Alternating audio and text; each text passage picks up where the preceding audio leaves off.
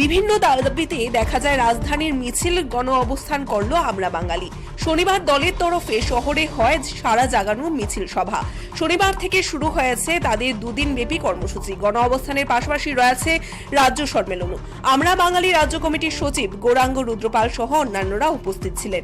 শনিবার মিছিল থেকে দাবি ওঠে জাতীয় শিক্ষানীতিতে বাংলা ভাষাকে ধ্রুপদী ভাষার তালিকায় অন্তর্ভুক্তি করার জন্য এবং তার পাশাপাশি ব্যাপক গণ আন্দোলন সৃষ্টি করে সেদিন।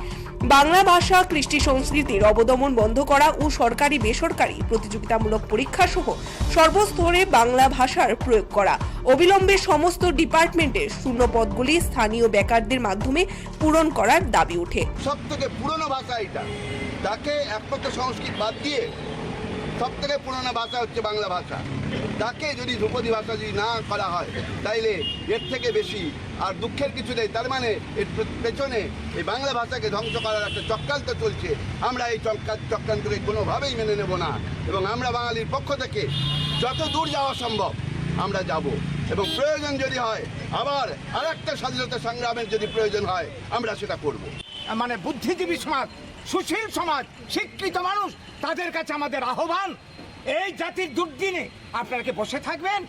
এইভাবে আর কতদিন চলবে আমাদের উপর নির্যাতন? আপনারা এগিয়ে আসুন, জাতিটাকে রক্ষা করুন। আপনাদের মাধ্যমে এই বার্তাটুকু সবাই কাছে, সবাই উদ্দেশ্যে আমরা দিতে চাই। দাবি কি একটাই?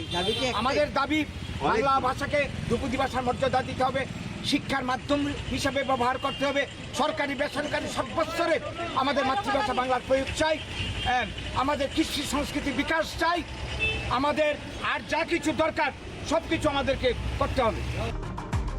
Bureau report, Tripura news 8।